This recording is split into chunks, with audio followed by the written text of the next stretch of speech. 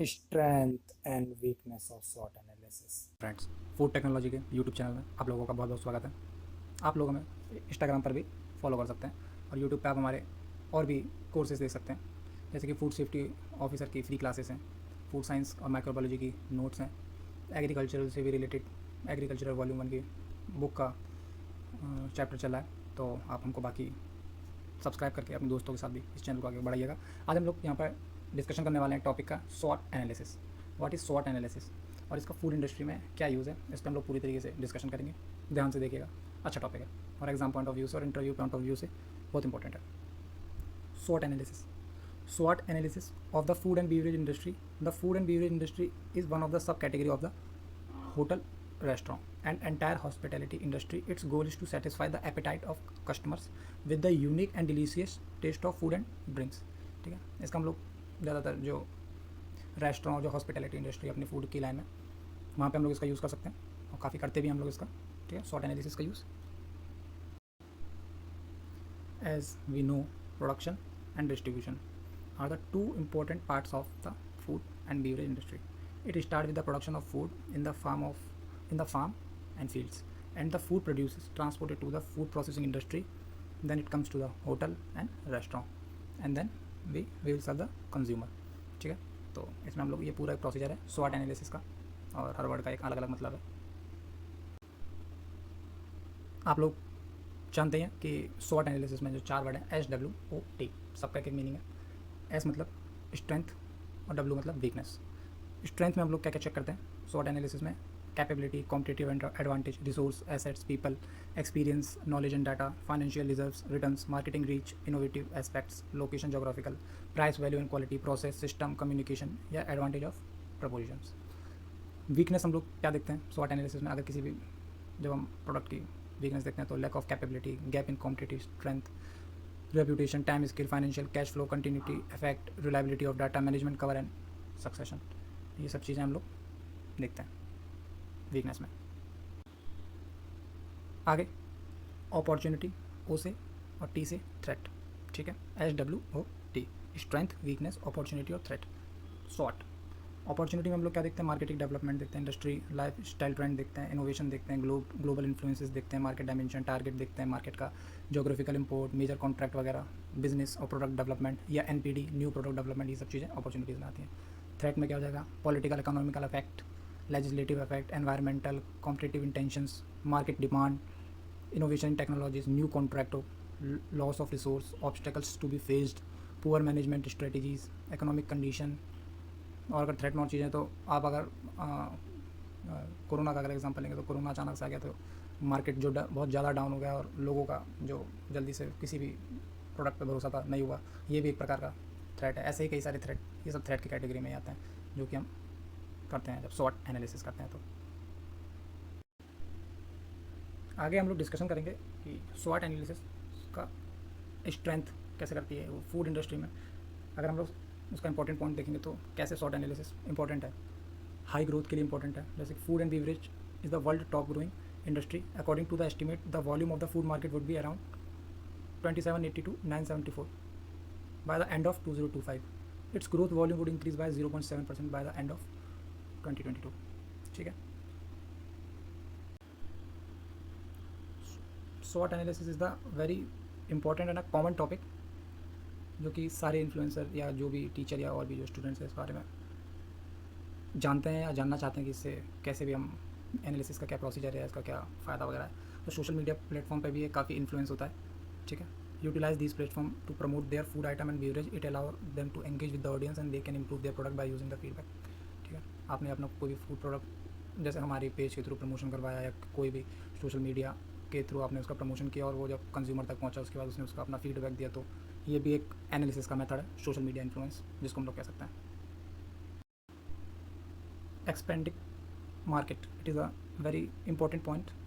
Brands like McDonald's, Starbucks, Nestle, Unilever and other have expanded their market and become global brand. If your food and beverage has a unique taste and it's catchy, then you can make a global brand by expanding your market consistently.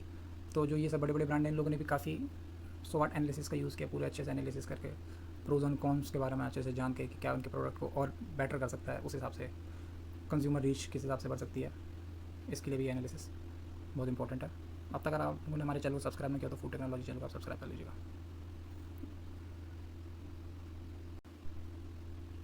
Diversity एक ऐसा point है जो कि diversity का profit भी है और diversity weak point में भी आ सकता है। ये एक स्ट्रेंथ पॉइंट भी है, अगर डाइवर्सिटी तो वीक पॉइंट भी है। स्ट्रेंथ पॉइंट कैसे है? क्योंकि strength point of diversity is that many cultural across the world have different style of cooking and they use various indigenous ingredients and recipe to prepare their food. It result in the form of a unique taste. However, we all want to change our food and taste now and then. ठीक है, the diversity of food and beverages of different culture makes it possible. ठीक है, next strengthen point of SWOT analysis is professional workforce. Cooking and serving food is not just a job for a food lover people, it's their passion. A vast majority of professionals in the cooking industry are those who do this work out of passion. That's why the service of the hospitality industry is remarkable. And आजकल इसका trend India में भी काफ़ी है।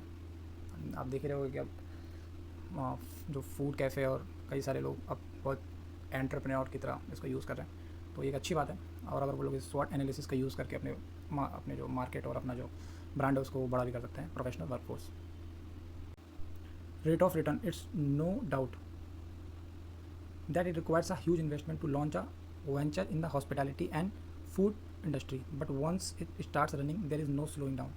It would allow you to make your own business a legacy and leave it to your children. However, the pandemic crisis and worldwide lockdown had temporarily impacted the growth of the business, but things are getting better and better and better. With the help of SWOT analysis, we will find reliable supplier. The supply chain plays a significant role in a smooth running of your business. Therefore, it's important to have a better relationship with farmer and food suppliers. Time availability of raw ingredients make it possible for you to serve your customer better. Next, SWOT analysis. High cost एक important part है इसका. The mass production of food at farm allows you to buy food at lower price. When you add value to it by processing and cooking the food, then you can set the price of whatever you want.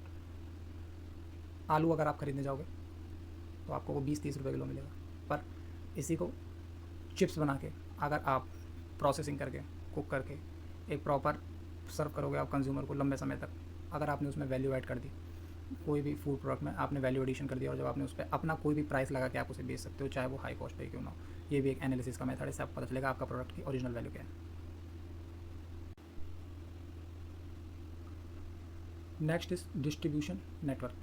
Many successful businesses in the hospitality industry have got a chain of hotels and restaurants. The smooth running of your business requires a strong distribution network so that you could offer your food service in their different regions across the world. बहुत सारी ऐसी company है जिनका कि food chain भी है, और जैसे कि आप हल्दीराम्स, बीकानो, जिनका बीकानेर वाला के नाम से फूड अपना रेस्टोरेंट भी है, इन सब का अच्छा नेटवर्क होगा, डिस्ट्रीब्यूशन नेटवर्क। जैसे कि आप देख सकते हो कि बीकानो के शायद 90 to 100 आउटलेट्स हैं पूरे इंडिया में, और बाहर भी हैं सिंगापुर वगैरह में, तो सब इनके अलग अलग नेटवर्क, और जितना ज़्यादा नेटवर्क उतना ज़्यादा आपका growth. Okay, now we will discuss about weakness of food and beverage industry. W से क्या होगा? First is strict chain of command. The strict chain of command and centralise decision making system is good in some industry like military academies. The regulation should be strict in some areas like employ code of conduct and performance evaluation system, but it should not be too strict that it could impact their performance. It is a strict chain of command. The weakness is market share per product in SWOT analysis in food industry. अगर हम लोग food industry में SWOT analysis पे हम अगर weakness देखेंगे तो क्या होगा कि जो मार्केट शेयर है पर प्रोडक्ट का, वो there is no balanced sale of all the food items and beverage. Some have more sales and other has less.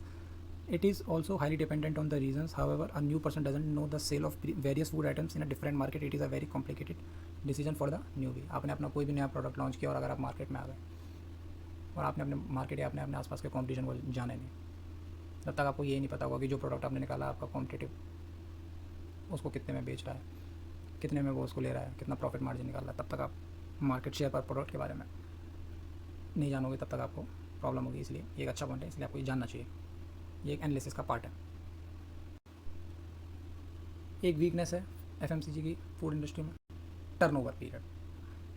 It cost a plethora of capital to establish your hotel and restaurant, but the turnover period of the initial investment is unpredictable. It could pay off in 5 years or more depending on the total sale and location. The food business is not suitable for a person who has limited capital and sole source of income. अगर आपके पास एक ही source of income है, limited पैसा है और आपने restaurant या कोई भी खोला, तो जैसा कि ज़रूरी नहीं है कि वो स्टार्टिंग में आपको पैसा मिलेगा, तो आपका पूरा पैसा 5-6 साल में निकल के आता है, उसके बाद आप आगे शुरू कर पाओ। तो ये चीज़ जो टर्नओवर पीरियड है इसका काफ़ी ध्यान में रख के एनालिसिस में आगे बिजनेस किया जाता है। डाइवर्सिटी, जैसा कि मैंने कहा था कि अगर ये अच्छा पॉइंट भी है तो ये वीकनेस भी है कहीं ना कहीं। वीकनेस कैसे? भांति भांति की दुनिया में भांति भांति के लोग। अब कुछ लोग प्याज लहसुन नहीं खाते हैं, कुछ लोग खाते हैं। अब आप रेस्टोरेंट में गए, आपने कहा कि हमें तो दही इडली सांभर खाना है पर उसमें प्याज लहसुन नहीं होना चाहिए, समझ रहे हो आप? तो अब ये एक डाइवर्सिटी, अलग अलग तरीके की। तो यहाँ पे वो ये diversity is a good for innovation creativity, but many people are strict about their values, strict about अपनी वैल्यूज़ पे कि हम तो नहीं खाएंगे। Cultural norms and social setup, they would never accept diverse food and beverage in the fact some cultural discourage and prohibit the food and beverage of others. ठीक है, हो सकता है कोई लोग नॉन वेज खाते हो, कई लोग नहीं खाते हो। तो डाइवर्सिटी एक इंपॉर्टेंट पॉइंट है फूड इंडस्ट्री में, जो स्ट्रेंथ भी करता है तो वीकनेस में भी बहुत इंपॉर्टेंट पॉइंट है उसका। Next is cash flow in your food business. The global economic crisis impacted many business for months. You have to pay the rental cost, employee salaries, bill and other maintenance cost for your own pocket. If your cash flow is limited, then the food business would lead you to bankruptcy. ठीक है, आपके पास limited पैसा है और business नहीं चला सही से, तो आपको क्या क्या चीज़ें देनी है? रेंटल कॉस्ट देना है, एम्प्लॉय को सैलरी देनी है, बिल देना है, मेंटेनेंस कॉस्ट देनी है कि लाइट ख़राब हो गई, ये हो गया, पंखा, हवा, कुछ भी चीज़ें। तो मेंटेनेंस कॉस्ट, अगर आपका बिजनेस सही नहीं चला और कैश फ्लो आपका प्रॉफिट में नहीं आता है, तो आपको एनालिसिस और अच्छे से करना चाहिए कि आपका वो प्रॉफिट में कैसे है, कहाँ दिक्कत आ रही है। लोअर प्रॉफिट, ये भी वीकनेस का एक पॉइंट है। अगर हम लोग एफएमसीजी में शॉर्ट एनालिसिस करेंगे, हमने स्ट्रेंथ के बारे में बात की, वीकनेस के बारे में बात की, तो ये भी एक इंपॉर्टेंट पॉइंट है वीकनेस में। Lower profit, it takes a lot of time for your business to become profitable. The sale may seem higher but when you calculate the net income after excluding all the expenses, your net profit would be very lower. ठीक है, आपने पूरा expense के बाद आपने starting में सोचा कि सामान बिक रहा है और बाद में जब आपने पूरा अपना निकाला तो देखा कि आपने प्रॉफिट आपकी उम्मीद से कुछ परसेंट कम है। इसका मतलब ये नहीं आपको रुकना है, आपको और मेहनत करनी है और अगली बार उस प्रॉफिट को बढ़ाना है। तो ये भी वीकनेस का एक पॉइंट है। अब हम लोग आगे शॉर्ट एनालिसिस का अगली वीडियो में पढ़ेंगे, अपॉर्चुनिटीज़ के बारे में, थ्रेट के बारे में। ठीक है, तो ये हम पढ़ेंगे अगले पार्ट में। जब तक अभी हम लोगों ने बात की स्ट्रेंथ के बारे में और किसके बारे में? वीकनेस के बारे में। चलिए मिलते हैं अगली वीडियो में, जब तक आप लोग अपनी तैयारी जारी रखिए। अगर आपको वीडियो यूज़फुल लगी हो तो चैनल को सब्सक्राइब करिए, वीडियो को लाइक करिए, दोस्तों के साथ शेयर करिए। मिलते हैं अगली वीडियो में, टेक केयर, बाय बाय।